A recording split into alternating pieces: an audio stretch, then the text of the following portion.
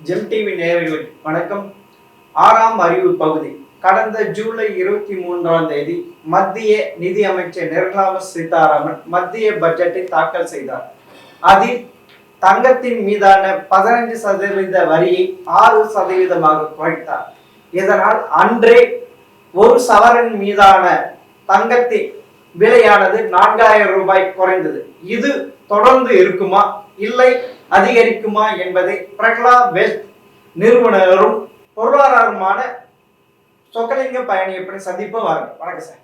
வணக்கம் வணக்கம் சார். இப்போ ஜூன் 23ஆம் தேதி மத்திய பட்ஜெட் தாக்கல் செஞ்சாரு. அப்போ தங்கத்தின் மீதான வரி 15% 6% குறைச்சு அவர் அறிவிச்ச உடனே அடுத்த 2 மணி நேரத்தில் பார்த்தீங்கன்னா சவரனுக்கு 4000 ரூபாய் குறையும். இது எப்படி சாத்தியமாச்சு? அதாவது நீங்கள் சொல்கிற சுங்கவரி கஸ்டம்ஸ் டியூட்டி 15% 6% ஆக்குனாங்க. இன்டர்நேஷ்னல் ரேட்டில் நம்ம இந்தியாவில் எந்த விதமான தங்கமும் தயாரிப்பு கிடையாது. ரீசைக்கிள் பண்ணுறோம். இருக்கிற தங்கத்தை அழிச்சு திருப்பி உருவாக்குறோமே தவிர சுரங்கத்திலேருந்து நம்ம தங்கம் எதுவுமே எடுக்கிறது இல்லை. கிட்டத்தட்ட 100% நம்ம இம்போர்ட் தான், இறக்குமதி தான். ஸோ அப்போ இறக்குமதி பண்ணுற தங்கத்துக்கு ஏற்கனவே இந்த வரிகளை உயர்த்தி 15% அப்படின்னு வச்சுருந்தாங்க சுங்கவரி. ஸோ இப்போ அந்த சுங்கவரியை பல காரணங்களுக்காக இப்போ குறைச்சாங்க. ஏன்னா அவங்க டேக்ஸு ஏற்றையில் எந்த அளவு எதிர்பார்த்தாங்களோ அந்த அளவு பண வரத்து அரசாங்கத்திற்கு வரவில்லை. அப்படின்னா என்ன இருக்குது, இன்டர்நேஷ்னல் ப்ரைஸுக்கும் நம்ம டொமஸ்டிக் ப்ரைஸுக்கும் உள்ள டிஃபரன்ஷியல் அதிகமாக இருந்ததுனால கள்ளக்கடத்தல் அதிகரிச்சிச்சு. கைண்ட் ஆஃப் அதுதான் ஒரு கன்க்ளூஷன். கள்ளக்கடத்தில் நீங்கள் ஒவ்வொரு தடவையும் நியூஸ் பேப்பரில் பார்த்துருப்பீங்க. வகுத்துக்குள்ளே வச்சு கொண்டாடுறாங்க, இப்போ ரெக்டம்குள்ளே வச்சு கொண்டாடுறாங்க, சூட்கேஸில் ஷூ கடியில் வச்சு தங்கம் கொண்டாடுறாங்க அப்படின்னு கடத்தல் எல்லாம். ஸோ தங்கம் அதாவது இந்த வரி 15% இருந்தால் அரசாங்கம் நமக்கு வருமானம் அதிகரிக்கும் அப்படின்னு நினச்சி பண்ணாங்க. ஒரு சில ஆண்டுகளுக்கு முன்னால் ஏற்றையில். பட் அந்தளவு கிடைக்கல. ஸோ அதை 15 6ஆக்கிட்டாங்க. 6ஆக்குனதுனால என்ன அப்படின்னா அது இமீடியட்டாக இப்போ மார்க்கெட்டில் ட்ரேட் ஆகக்கூடியது கோல்டு, தினசரி சந்தை, தங்கச்சந்தை. ஸோ அப்படிங்கிற இமீடியட்டாக வேணால் அன்னைக்கு தேதியிலேருந்து அது எஃபெக்ட் ஆகுது அப்படிங்கவும் ஆட்டோமேட்டிக்காக அன்னைக்கே ரேட்டை குறைச்சிட்டாங்க. ஸோ குறைச்சிட்டதுனால சந்தையில் குறைஞ்சிருச்சு. நீங்கள் சொல்கிற மாதிரி 3000 ரூபா 4000 ரூபா கிட்டத்தட்ட சவரனுக்கு குறைஞ்சிருச்சு. ஸோ இப்போ குறைஞ்சதுனால மக்கள் நிறைய பேர் தங்கத்தை வாங்க போகிறாங்க. சார் நான் இப்போ சார் ஏற்கனவே 15% வாங்கின கோல்டு இப்போதான் 6% குறைச்சிருக்கு. அப்படி இருக்கிறப்ப இப்போ புதுசாக தங்கத்தை வாங்கி அந்த ஆர்னமெண்டலாக செய்கிறப்ப அதனுடைய விலை குறையும். ஏற்கனவே இருக்கிற அது எப்படி சார்? ஒன்றும் புரியல சார் இந்த கணக்கு. இல்லை, இன்னொரு வகையில் பார்த்தீங்கன்னா இப்போ கடந்த ஒரு ஆண்டுலேயே அல்லது 6 மாதத்துலேயோ மக்கள் எல்லா தங்கத்தையும் வாங்கலை. இந்த தங்கம் வாங்கினது பூரா கடந்த 5 வருடம் 10 வருடம் 20 வருடம் 40 வருடம் மூதாதையர் கொடுத்தது எல்லாமே சேர்ந்து தான் மக்கள்கிட்ட இருக்குது. அதே மாதிரி இப்போ கடந்த சில வருடங்களில் பார்த்தீங்கன்னா தங்கத்தினுடைய விலை உயர்வு நல்லா இருந்திருக்கு. கடந்த ஒரு 7-8 ஆண்டுகளில் கிட்டத்தட்ட டபுளுக்கு மேலே ஆகிருக்கு. ஒரு 7-8 வருஷத்துக்கு முன்னாலேயெல்லாம் 2500 ரூபா இருந்துச்சு. ஸோ இந்த 2500 ரூபாயாக இருந்த தங்கம் இன்றைக்கி நம்ம 6000 குறைஞ்ச விலையே 6400ன்னு பார்க்குறோம். இப்போ போஸ்ட் பட்ஜெட் 6420 ரூபா. இன்றைக்கி ஆஸ் வி ஸ்பீக் இது 6420 ரூபாயாக இருக்குது ஜூலை 31. ஸோ அப்படிங்கிற இந்த லாபத்தில் தான் மக்கள் நஷ்டம் அடைஞ்சிருப்பாங்களே தவிர கடந்த ஒரு மாதத்துக்கு முன்னால் போய் நான் வாங்கினேயா கோல்டு அப்போ எனக்கு நஷ்டமாயிடுச்சு, அது உண்மை, ஒத்துக்கிறேன் நீங்கள் சொல்கிறது. இப்போ 3 வருஷத்துக்கு முன்னால் வாங்கினாங்கன்னு வச்சுக்கோங்க, 5 வருஷத்துக்கு முன்னால் வாங்கினவங்களுக்கெல்லாம் லாபத்தில் நஷ்டம். இப்போ ஜுவல்லரி நகை கடைக்காரங்க ஏற்கனவே முன்ன 15% வாங்கி தான் அது தங்க கட்டியா வாங்கி நகையா செஞ்சாங்க. அப்படி இருக்கிறப்ப எப்படி சார் இது? எங்களுக்கு ஒண்ணுமே புரியல. இல்லை, இப்போ அதே மாதிரி அதுக்கு முன்னால் உயர்த்தையில் பாருங்கள், அதில் அவங்க லாபம் பார்த்துருப்பாங்க. தங்க நகை கடைக்காரங்கிட்ட எப்போவுமே சரக்கு இன்வென்ட்ரின்னு சொல்லுவோம். இன்வென்ட்ரி ஸ்டோரேஜ் எப்போவுமே இருக்கும். 50 கிலோ 100 கிலோ கடையை பொறுத்து சைஸை பொறுத்து. ஸோ இப்போ நீங்கள் மார்க்கெட்டில் விலை ஏறுதுன்னு வச்சுங்க, விலை ஏறுச்சுன்னா நேற்று வரைக்கும் அவங்க தங்கம் வாங்கியிருப்பாங்க. ஸோ இருக்கிற தங்கம் எல்லாத்துக்கும் உண்டான லாபம் கடைக்காரங்களுக்கு போகும். அப்போனா அவங்க நஷ்டம் தானே ஆகுது. 15% வாங்கி 6% குறைக்கிறாங்கல்ல.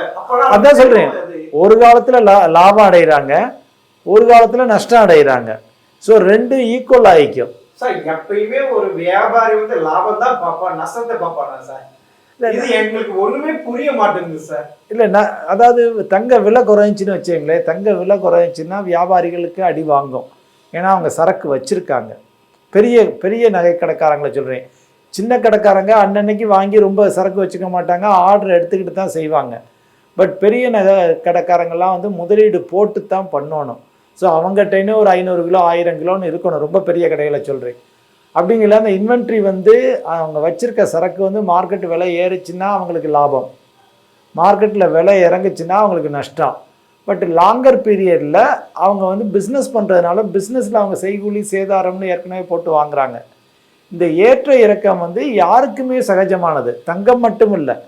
எண்ணெய் வியாபாரிகள் இருக்காங்க, ஆயில் ட்ரேடர்ஸு, நம்ம க்ரூட் ஆயிலில் ட்ரேட் பண்ணுறவங்க, வாங்கி விற்கிற நிறுவனங்கள், இது மாதிரி சந்தை அடிப்படையான காகரி விலை நீங்கள் நேற்று வாங்கி வச்சுருந்தீங்க ரேட்டு ஒரு ஏரியாக்கு ஏற்ற மாதிரி அதனுடைய ஃபிக்ஸ் பண்றாங்க.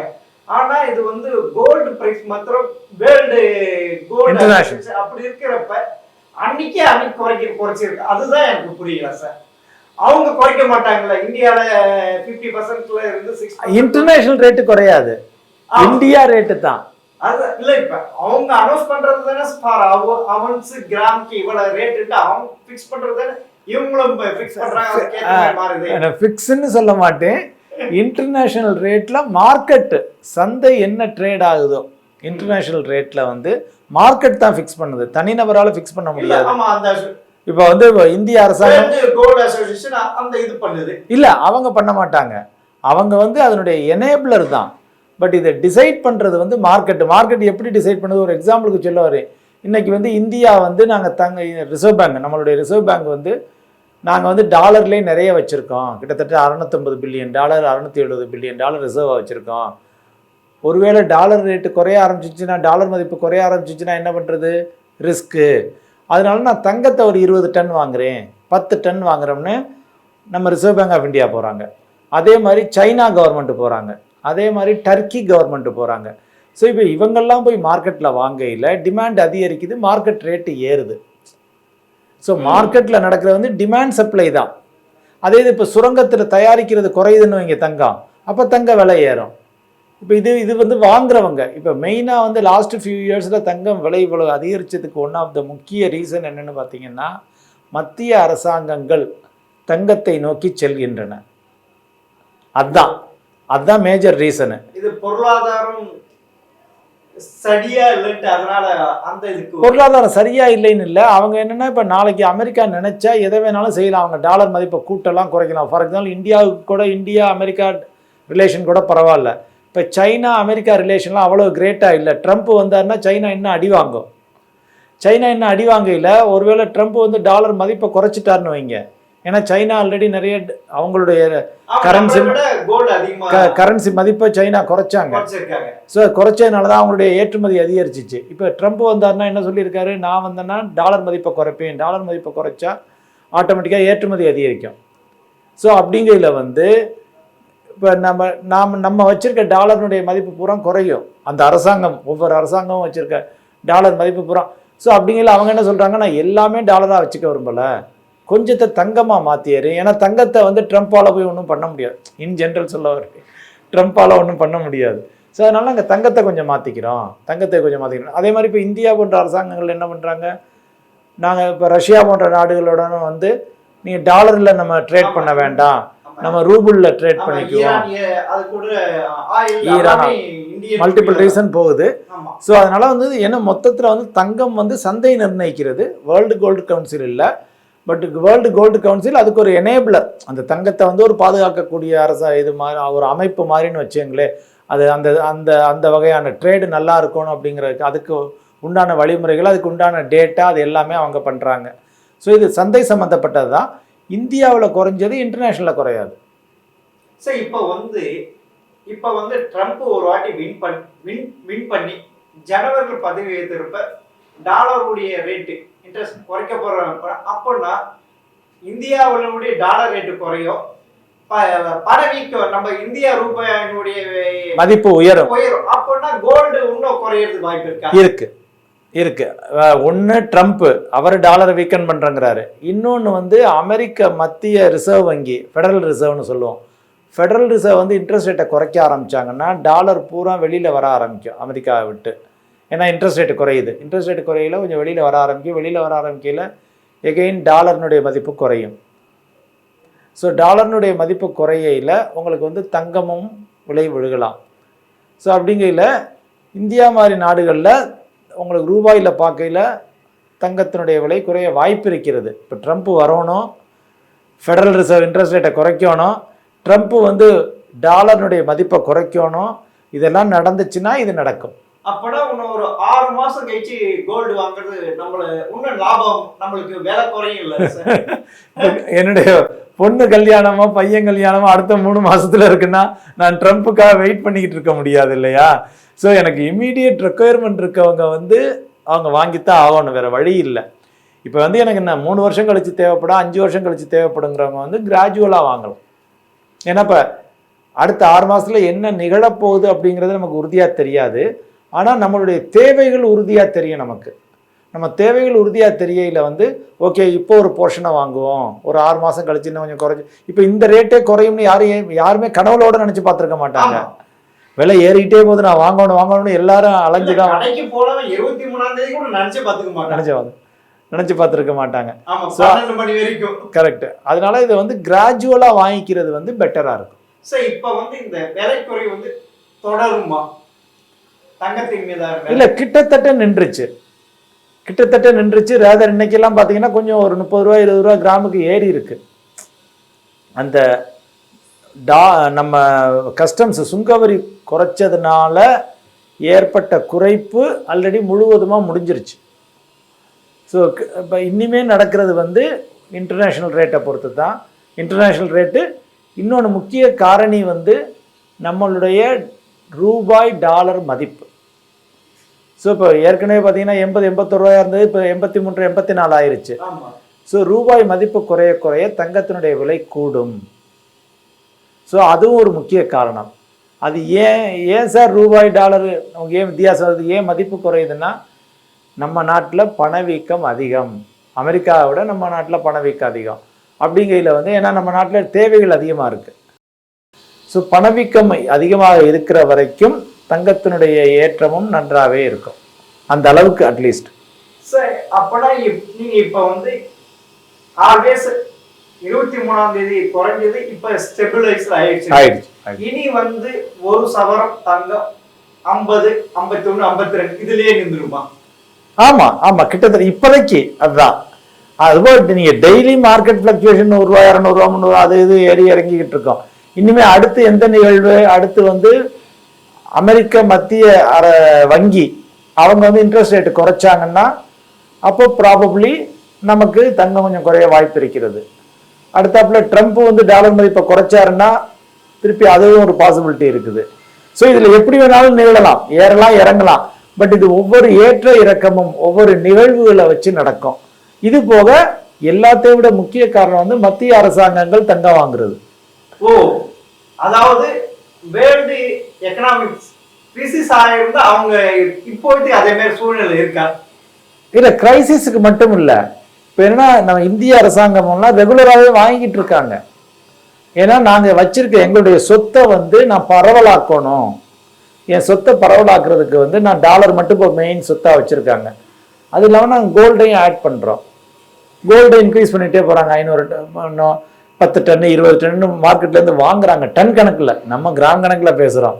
மத்திய அரசாங்கம் வாங்கல டன் கணக்கில் வாங்குறாங்க. அவங்க விலை குறையிறப்ப வாங்குவாங்க. எப்போ போகலாம் குறையுதோ அப்போலாம் வாங்கிக்குவாங்க டெஃபினட்டா. ஆனால் கிராஜுவலாக வாங்கிட்டு இருக்காங்க. முக்கிய அரசாங்கங்கள் யாருன்னு பார்த்தீங்கன்னா இந்திய அரசாங்கம், சீனா அரசாங்கம், துருக்கி அரசாங்கம், அதுபோக வேறு சில நாடுகளும் பண்ணுறாங்க. ஸோ இதெல்லாம் முக்கியமான அரசாங்கங்கள் கொஞ்சம் ஆட் பண்ணிக்கிட்டே இருக்காங்க எங்களுக்கு. ஏன்னா ஒரு காலத்தில் வந்து பார்த்தீங்கன்னா 2ஆம் உலகப் போருக்கு முன்னால் வரைக்கும் கோல்டு தான் ரிசர்வ் கரன்சியாக இருந்துச்சு. 2ஆம் உலகப் போருக்கு அப்புறம் தான் டாலரை வந்து நம்ம ரிசர்வ் கரன்சியாக மாற்றினோம் வேர்ல்டு லெவலில். ஸோ இப்போ அப்போலாம் யார் தங்கம் அதிகம் வச்சுருக்காங்களோ அவங்களுக்கு தான் மதிப்பு. இப்போ வந்து யார் டாலர் அதிகமாக வச்சுருக்காங்களோ அவங்களுக்கு தான் மதிப்பு. எந்த நாடு வச்சுருக்கோ அவங்களுக்கு தான் மதிப்பு. ஸோ அதனால வந்து இப்போ அந்த டாலரை வச்சு தான் இப்போ ரேட்டு ஏறுறது இறங்குறது. அது ஒன்றும் சப்ளை டிமாண்ட். சார் இப்போ வந்து தங்க ரேட்டு பாத்தீங்கன்னா வேர்ல்டு எக்கனாமிக்ஸ் கிரைசிஸ் இல்லப்படா போர் நடக்கிறப்ப இது ஏறும். இப்போ வந்து எதுவும் பெருசா வந்து இஸ்ரேல் காஜா பாலஸ்தீன் அந்த இதுதான் இருக்கு. அப்போனா இது இப்ப இருக்கிற ரேட் அப்படியே கண்டினியூ ஆகிறதுக்கு பாசிபிலிட்டி இருக்கு இல்ல? அப்படியே கண்டினியூ ஆனா கூட நம்மளுடைய ரூபாய் டாலர் மதிப்பு வித்தியாசம் இருக்குல்ல, அதை வச்சு ஏறுறதுக்கு வாய்ப்பு இருக்குது. ஏன்னா நம்மளுடைய பணவீக்கம் வந்து இந்திய பணவீக்கம் வந்து அமெரிக்காவை விட எப்போதுமே அதிகம்தான் இன் ஜென்ரல். ஸோ சில காலங்களை விட்டுருங்க, பட் இன் ஜென்ரல் வந்து பார்த்தீங்கன்னா ஒரு நீண்ட காலத்துலலாம் வந்து பார்க்கையில் வந்து ரூபாயினுடைய மதிப்பு குறையத்தான் செய்யும் ஓவர் பீரியட் ஆஃப் டைம். அது போன்ற எப்பப்போலாம் ரூபாயினுடைய மதிப்பு குறையுதோ அப்பப்போலாம் வந்து தங்கத்தினுடைய விலையும் ஏறும். சார் இப்போ வந்து வெளிநாடுகள் விட இந்தியால தங்க ரேட் அதிகமா இருக்குது காரணம் சுங்கவரி மெயினாக தான், கஸ்டம்ஸ் டியூட்டி. அது தூக்கிட்டு பார்த்துட்டீங்கன்னா அதை எடுத்துட்டீங்கன்னா அப்புறம் கிட்டத்தட்ட இன்டர்நேஷனல் ரேட்டு தான் இந்தியாவிலையும். இப்ப சுங்கவரி முற்றிலுமாக குறைச்சிட்டா இப்ப வேர்ல்டு இருக்கிற ரேட்டுக்கும் இந்தியாவில் இருக்கிற ரேட்டுக்கு ஒன்றா ஆகுமா? ஆமா ஆமா, எக்ஸாக்டா ஈக்குவல் ஆயிடும். பட் நம்ம மத்திய நிதி அமைச்சர் அதுக்கு ஒத்துக்குவாங்களான்னு தெரியல. ஏன் அதே மாதிரி முற்றிலுமாக சுங்கவரி நீக்கிறதுக்கு வழி இருக்கா?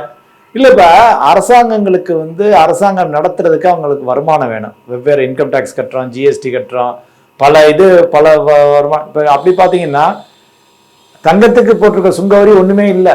இப்போ நீங்க க்ரூட் ஆயிலுக்கெல்லாம் நம்ம எக்கச்சக்கமா வரி கட்டிக்கிட்டு இருக்கோம். ஆமா சார், அது ஸ்டேட் கவர்மெண்ட்டும் சரி, அவங்களுக்கு ரெண்டு பேருக்கு வருது, போட்டி இது பண்ணி வருமானம் வருது. ஸோ இப்போ அப்படி பார்க்கையில வந்து இந்த 5% வந்து நினைச்சா இது வந்து நம்ம பொருளாதாரத்துக்கு முக்கியம் அப்படின்னு மத்திய அரசாங்கம் நினைச்சா தூக்க வாய்ப்பு இருக்கிறது. சார் இப்போ வந்து 15% 6% குறைச்சிருக்காங்க. அப்பன்னா நம்ம பொருளாதார வயசு உயர்ந்திருக்கு அதனால குறைச்சாங்களா, வேற எதனால இது குறைச்சது காரணம்? இல்ல, ஒரு சில காரணங்கள் சொல்லலாம். ஒண்ணு, மத்திய நிதி அமைச்சர் சொன்னது வந்து என்ன சொன்னாங்கன்னா, நாங்க வரி ஏத்துனதுனால எங்களுக்கு அந்த பெர்சன்டேஜ் ஏத்துனதுனால எங்களுக்கு அதிகமாக வரி ஏற்றம் காணவில்லை, அந்த வரல கஜானாவுக்கு. அப்படி மூலமாக அப்ப அது நம்ம ஏற்கனவே சொன்ன மாதிரி அப்படின்னா கள்ளக்கடத்தில் அதிகரிச்சிருக்கு. அரசாங்கத்துக்கு பணம் வரல, நீங்க ரேட்டு டிஃபரன்ஸ் அதிகமாக்க கள்ளக்கடத்தில் தான் அதிகரிக்கும். ஸோ அதனால நம்ம ஏத்துனது சரியல்ல அப்படின்னு சொல்லிட்டு ஒண்ணு. ரெண்டாவது வந்து பாத்தீங்கன்னா தங்கம் சார்ந்த தொழில்கள் வந்து இந்தியாவில் நிறைய வேலை வாய்ப்பை கொடுக்குது. மற்ற நாடுகளோட இந்தியாவில் ஏன்னா கோல்டு ஸ்மித் அதிகம், இங்கேருந்து ஆர்னமெண்ட்ஸ் நிறைய எக்ஸ்போர்ட் பண்றோம். இப்போ துபாயில் போய் பார்த்தீங்கன்னா எல்லாம் இந்தியாவில் செஞ்ச நகை தான். சிங்கப்பூர்ல போனீங்கன்னா கையால் செய்கிற நகைகள், மெஷினில் செய்கிற நகையை விட்டுருங்க, கையால் செய்கிற நகைகள் வந்து ஆர்டிசன்ஸ் வந்து இந்தியாவில் தான் அதிகம். ஸோ இங்கே இந்தியாவிலேருந்து பல நாடுகளுக்கு ஏற்றுமதி பண்ணப்படுது. டைமண்ட் ப்ராசஸிங்கும் இந்தியா ஒரு மேஜர் கண்ட்ரி. ஸோ இங்கே தொழில் வாய்ப்புகளை அதிகமாக கொடுக்குது. ஸோ அப்படிங்கையில் நம்ம கஸ்டம்ஸ் டியூட்டியை ஏற்றுனதுனால நமக்கு வருமானம் ஒன்றும் வரல. அதை குறைச்சி விட்டோம்னா ஆட்டோமேட்டிக்காக வருமானம் இருக்கிறபடி இருக்கும், அல்லது கொஞ்சம் கூடும் குறையும், தொழில்களும் பெருகும்.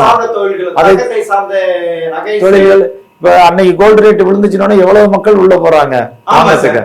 ஸோ அதுவும் ஒரு reason, one of the reasons. It is not the sole reason, அதுவும் ஒன் ஆஃப் த ரீசன்ஸ்.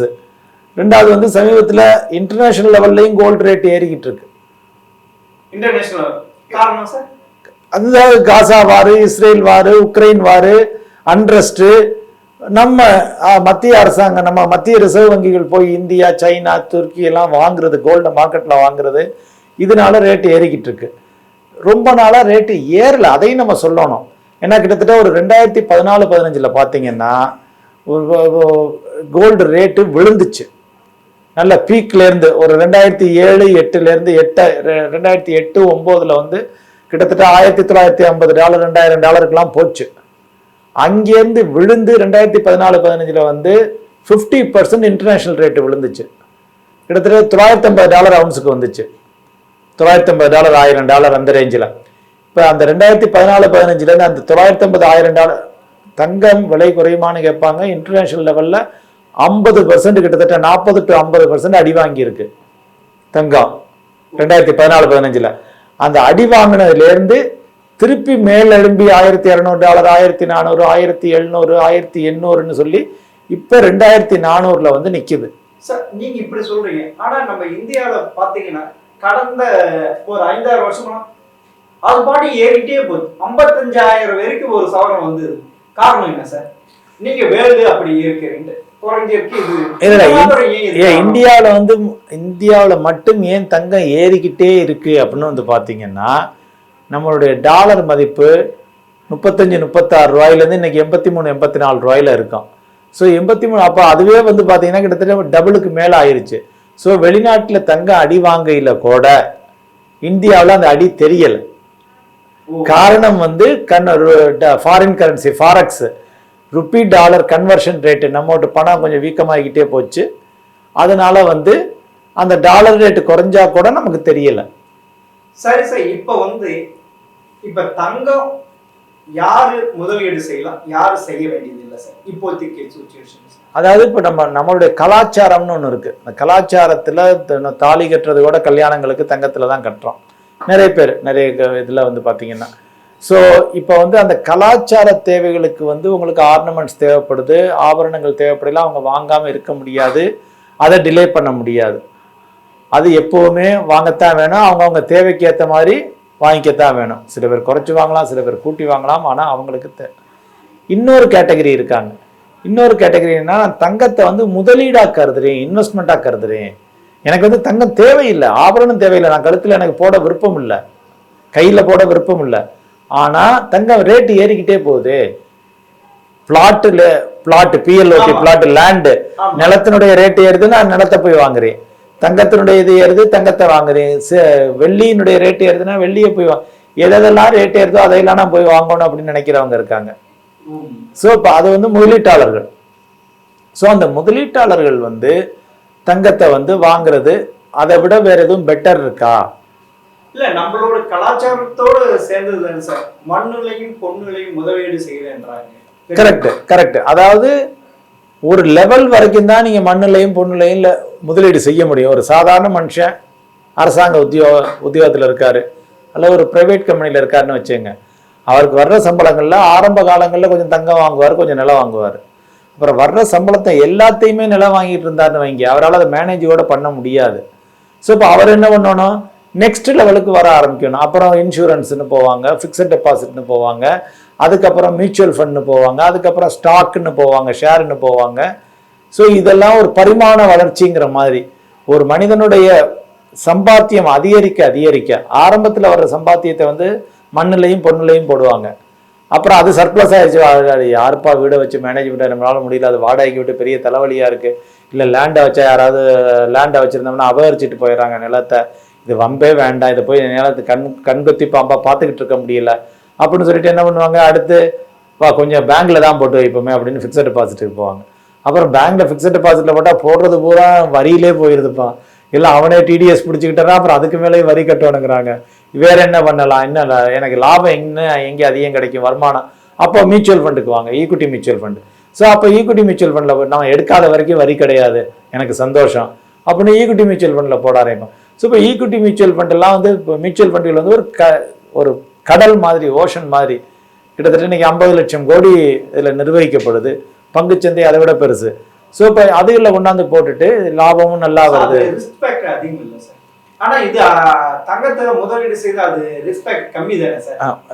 இனி வருங்காலங்களில் தங்கத்திலேயும் ரிஸ்க் இருக்கு. இப்போ கடந்த காலத்திலையும் இருக்குது. கடந்த காலத்துல 1980, 90 பார்த்தீங்கன்னா ரொம்ப காலமா விலை ஏற்றமே இல்லை, விலை குறையவும் செஞ்சிருக்கு. ஸோ விலை ஏற்றமே இல்லாத பொழுது 10 வருஷம் 20 வருஷம் வாங்கி அப்படியே கிடந்துச்சுன்னு வைங்க, என்ன பண்ணுவீங்க சார்? இப்ப வந்து தங்க உற்பத்தி குறைஞ்சி போச்சு இல்லை, பூமியில இருந்து எடுக்கிறது குறைஞ்சி போச்சு இல்லை சார். அப்ப இருக்கிறப்ப இந்த தங்கமுடைய ரேட் அதிகமா தான் எப்பயுமே கூடிக்கிட்டு தானே போவோம், அதுவும் ஒரு ஃபேக்டர் இருக்கு இல்லை சார்? அதை விட கூடுறதுக்கு எனக்கு எதுவும் இருக்கா? அதை விட அதிகமா. இப்போ ஒரு எக்ஸாம்பிளுக்கு வந்து 1996, 95 வந்து தங்கம் வந்து நம்ம இந்தியாவில் கிராம் வந்து 500 ரூபா. இப்போ எவ்வளோ 6000 ரூபாயா இருக்கு. எவ்வளோ உயர்ந்திருக்கு? 12 மடங்கு உயர்ந்திருக்கு. 6500 ரூபாயினே வச்சுங்க, 13 மடங்கு ஆயிருக்கு. 12 மடங்கு உயர்ந்திருக்கு, 13 மடங்கு ஆயிருக்கு. இப்போ அதே இது ஒரு எக்ஸாம்பிளுக்கு சொல்ல வரேன், இது is not any particular thing. எக்ஸாம்பிளுக்கு ஒரு மியூச்சுவல் ஃபண்டில் வந்து அந்த டயத்தில் வந்து அதே 500 ரூபாயை போட்டிருந்தா 1995, 1995 அதுல ஒரு 500 ரூபாய் இல்ல ஒரு 1 லட்சம் ரூபான்னு எடுத்துங்க. தங்கத்துல அன்னைக்கு 1 லட்சம் ரூபாய் போட்டீங்கன்னா இப்ப 13 லட்சமா இருக்கு 30 வருஷத்துல கிட்டத்தட்ட. அதே இது மியூச்சுவல் ஃபண்ட்ல அன்னைக்கு 1 லட்சம் ரூபாய் போட்டிருந்தீங்கன்னா நீங்க 4 கோடியா இருக்குது. எப்படி சார்? உண்மை உண்மை நான் சொல்றேன். வேணும்னா நிப்பான் இந்தியா growth ஃபண்ட் இருக்கு. அந்த growth ஃபண்டினுடைய நெட் அசெட் வேல்யூவை போய் பாருங்க. அன்னைக்கு 10 ரூபாய், இன்னைக்கு 4000 ரூபாய். அவ்வளவு சரி. 95ல ஒரு 1 லட்சம் ரூபாய் போட்டவன் இன்னைக்கு 30 வருஷம் கழிச்சு பார்த்தீங்கன்னா 13 லட்சம். ஆனா அதுவே ஒரு ஃபண்ட்ல போட்டு இருந்தா இன்னைக்கு 4 கோடின்றீங்க. ஆமா, 1 லட்சம் போட்டது 4 கோடி. ஒரு ஃபண்ட் எக்ஸாம்பிளா சொல்றேன். எல்லா ஃபண்டும் 4 கோடி கொடுக்கல. இன்னொரு ஃபண்ட் 3 கோடி கொடுத்திருக்கலாம், இன்னொரு ஃபண்ட் 2 கோடி கொடுத்திருக்கலாம். அது மிகப்படுத்தி பார்க்க முடியாதது இருக்குது சார். 13 லட்சத்துக்கு க்ளோஸ் எங்க சார்? ஆமா, 13 லட்சம், 1 கோடி, 1.5 கோடி. அதனால நான் சொல்றோம், முதலீட்டுக்காக தங்கத்துல போய் பண்ணாதீங்க. அப்பனா ஒருத்தருடைய சரி சார், நீங்க இப்படியே வச்சுக்கங்க சார். இப்ப வந்து படிச்சவங்க இப்ப வந்து ஒருத்தர் வந்து தங்கத்தில் எவ்வளவு முதலீடு செய்யலாம் சார்? ஒரு அவங்களுடைய மொத்த சொத்து மதிப்புல, அதாவது ஆபரணம் உங்க தேவைகளுக்கு வாங்குறது இஷ்டப்படி வாங்கிக்கோங்க. ஏன்னா நம்ம வாழ்றது வந்து, நம்ம சம்பாதிக்கிறது, வாழ்றது எல்லாமே நம்ம செலவழிக்கத்தான். ஸோ ஆபரணம் தேவை, உங்களுக்கு எவ்வளவு தேவையோ அவ்வளோ வாங்கிக்கோங்க, அதுல பிரச்சனையே இல்லை. இப்போ நான் முதலீட்டுக்குன்னு போறதுக்கு அப்படின்னு எடுத்தீங்கன்னா உங்க மொத்த சொத்துல ஒரு 5 to 10% பண்ணீங்கன்னா போதும். ஒரு 1 கோடி ரூபா உங்க சொத்துன்னா 5 to 10 லட்சம் ரூபா தங்கத்துல முதலீடு போதும். அவசர தேவைன்னு இல்லை. இந்த ஒரு போர் நடக்குது, அது மாதிரி சமயத்துல மார்க்கெட் விழுகுது, பெரிய இயற்கை சீற்றழிவுகள் வருது, அதெல்லாம் வரையில வந்து ஒரு தங்கத்துல இருந்தா ஒரு கான்ஃபிடன்ஸ் இருக்கும், தங்கம் அப்ப ஏறும். அதுக்காக போர்ட்ஃபோலியோ அலோகேஷனுக்காக ஒரு 5% 10% வச்சுங்கன்னு சொல்றோம் முதலீட்டுல. இப்போ வந்து தங்கமா தான் வாங்கணும், வேற வழியெல்லாம் இருக்கு சார் தங்கத்துல? நீங்க அதாவது முதலா வந்து அணிஞ்சுக்கணும்னு ஆசைப்படுறவங்க வந்து பிசிக்கல் கோல்டு ஆர்னமெண்ட் தான், ஆர்னமெண்டா தான் போய்க்கணும், நகையா தான் போய்க்கணும். அது நெக்ஸ்ட் வந்து எனக்கு அதுக்கு தேவையில்லை, தங்கம் வாங்கி வச்சுக்கிறக்கா வச்சுக்கிறவங்க தங்க கட்டி இருக்கு, biscuit, coin, what ever you call it. நான் ஸ்டோரேஜுக்காக வாங்கி வச்சுக்கிறவங்கிறவங்க அதை வச்சுக்கலாம். முதலீடு பிசிக்கலாகவும் இருக்கணும், எனக்கு நினைச்சா எனக்கு அப்பதான் எனக்கு நிம்மதிங்கிறவங்க அதை வாங்கலாம், இல்லைன்னா தேவையில்லை. நெக்ஸ்ட் வந்து பாத்தீங்கன்னா கோல்டு ETF இருக்கு. அது வந்து பங்குச்சந்தை மூலம் கோல்டு ETF வாங்கிக்கலாம். இது தவிர கோல்டு ஃபண்ட் இருக்கு. கோல்டு ஃபண்ட்ல எல்லாம் 100 ரூபாயெல்லாம் நீங்க முதலீடு பண்ணலாம். இப்ப நகை கடையில சீட்டுல 100 ரூபாய் கட்டுறது, 500 ரூபாய் கட்டுறது, 1000 ரூபாய், அதே மாதிரி இதுலயும் இருக்குது கோல்டு ஃபண்ட். அங்க அவங்க வாங்கி வெறும் கோல்டு கட்டி தான் வாங்கி வைப்பாங்க, கோல்டு ஃபண்ட். இப்ப இந்த பட்ஜெட்ல கோல்டு ஃபண்ட் போடுறவங்க, கோல்டு ETF போடுறவங்களுக்குலாம் டாக்ஸ் ரொம்ப குறைஞ்சிருச்சு, 12% ஆக்கிட்டாங்க. ஸோ அது ஒரு வரவேற்கத்தக்க செய்தி. போன வருஷம் பட்ஜெட்ல அதை வந்து ஏத்துனாங்க. கோல்டு போட்டிங்கன்னா 30% டேக்ஸுங்கிற மாதிரி கொண்டு வந்துட்டாங்க. 30% இருக்கவங்களுக்கு 30% டேக்ஸ். இப்போ வந்து பார்த்தீங்கன்னா அதை 12% ஆக்கிட்டாங்க. ஸோ அது ஒரு சந்தோஷமான நியூஸ். ஸோ கோல்டு ஃபண்டு, அதை தாண்டி சாவரின் கோல்டு பாண்டுன்னு இருக்கு, கவர்மெண்ட் தங்க பத்திரம், கவர்மெண்ட் ஆஃப் இந்தியா வெளியிடுறது. அதில் வந்து உங்களுக்கு என்ன ஒரு அட்வான்டேஜ்னா, தங்க விலை ஏற்றத்துக்கு ஏற்றம் கிடைக்கும், ப்ளஸ் வருஷத்துக்கு ஒரு 2.5% வட்டி கிடைக்கும், ப்ளஸ் வரும் லாபத்திற்கு நீங்க வரி ஏதும் கட்ட வேண்டாம். சரி சார், இப்போ வந்து எங்கிட்ட கோல்டு இருந்தா இமிடியேட்டா அடகு வச்சு நான் எனக்கு கஷ்டம், ஏதோ குடும்ப கஷ்டம் ஏதோ உண்டு, அடக்கடலை வச்சு பணத்தை வாங்கணும். நீங்க சொல்ற மாதிரி இடி போய் பேப்பர் கோல்டு, தங்க பாண்டு, இது எல்லாம் வெறும் பேப்பரா தானே சார் இருக்கு. எனக்கு எப்படி சார் அவசரத்துக்கு உதவாது? கரெக்ட், உண்மை. ஆனா சாவரின் கோல்டு பாண்டை நீங்க வங்கிகள்ல வச்சு அடமானம் வச்சு வாங்கிக்கலாம், அதுவும் குறைஞ்ச வட்டியிலேயே வாங்கிக்கலாம். ஏன்னா பாண்டா இருக்கிறதுனால வங்கிகள் வந்து உடனே தருவாங்க சாவரின் கோல்டு பாண்டுக்கு. மியூச்சுவல் ஃபண்டு, கோல்டு மியூச்சுவல் ஃபண்டை எல்லாம் நீங்கள் ஆன்லைன்லேயே நம்ம பிளட்ஜ் பண்ணி அடமானம் வைக்கலாம். ஒரு அரை மணி நேரம் 1 மணி நேரத்தில் உங்களுக்கு வந்து 80% வரைக்கும், நீங்கள் 1 லட்ச ரூபாய்க்கு மியூச்சுவல் ஃபண்டு வச்சுருந்தீங்கன்னா 80,000 வரைக்கும் உங்களுக்கு கோல்டு ஃபண்டுக்கு 80,000 ரூபா வரைக்கும் கடன் வந்து உடனே கிடைச்சிரும், அதுவும் குறைந்த வட்டியில் ஒரு 10%. திருப்பி அதை கட்ட முடியுமா சார்? அது உடனே கட்டிடலாம். 5 நாள்ல உங்களுக்கு தேவையில்லைன்னா 5ஆவது நாள் திருப்பி கட்டிடலாம். அதை ஓவர் டிராஃப்ட் அக்கௌண்ட் மாதிரியும் வச்சுக்கலாம். நீங்க நகையை வச்சு பணம் வாங்குற மாதிரி இதுவும் வச்சு இமிடியேட்டா வாங்கலாம். இதுக்கும் வழி இருக்கு, ஆன்லைன்ல எல்லாம் பண்ணிடலாம். இதுக்கும் வழி இருக்கு ஆன்லைன்ல. ஆமா சரி சார், இப்போ வந்து இந்த தங்க விலை இறக்கம் அப்படியே கண்டினியூட்டா போகுமா இல்ல விலை ஏற்றம் ஏற்படுமா? அதுக்கு எப்ப அது இல்ல லாங் டேர்ம்ல வந்து பாத்தீங்கன்னா தங்கம் ஏறத்தான் செய்யும் இன் ஜென்ரல். அது இப்ப எவ்வளவு ஏறுங்கிறது தான். 5% ஏறுமா, 8% ஏறுமா, 7% ஏறுமா, ஆவரேஜா வந்து பாத்தீங்கன்னா ஒரு 7-8% நம்ம எடுத்துக்கலாம் தங்கம் ஏறும். பட் அதை விட வேற முதலீடுகள் வந்து இன்னும் அதிகமா ஏறும். லாங் டேர்ம்ல தங்கம் ஏறத்தான் செய்யும், அதுல சந்தேகமே இல்லை. சரி, இல்ல இப்ப ஏன்னா 2030க்குள்ள அதுக்குள்ளேயே ஒரு சவரன் வந்து 1 லட்சம் ரூபாய் ஏறிடும் அப்படி எல்லாம் சொல்லிட்டு இருந்தாங்க. இல்ல அந்த அளவு ஏறுவாங்க நடுத்தர குடும்பம் இந்திய மக்கள் பயந்துட்டு இருந்தேன். அதுக்கான இல்ல என்னுடைய ஓன் திங்கிங்ல வந்து தங்கம் வந்து டபார்னு 50,000 லட்சம் ரூபா ஆகுமா இன்னொரு 4-5 வருஷத்துலன்னா ஐ டோன்ட் திங்க் ஸோ. அந்த அளவுக்கு உயர வாய்ப்பு இல்லைங்கிறதா என்னுடைய கருத்து. அப்பட நீங்க சொல்றது பாத்தீங்கன்னா தங்கத்திற்கு தேவையான அளவுக்கு முதலீடு செய்து இப்ப நீங்க சொல்ற கோல்டு, பேப்பர் கோல்டு, தங்க பத்திரம் இதெல்லாம் முதலீடு செஞ்சா அது இது.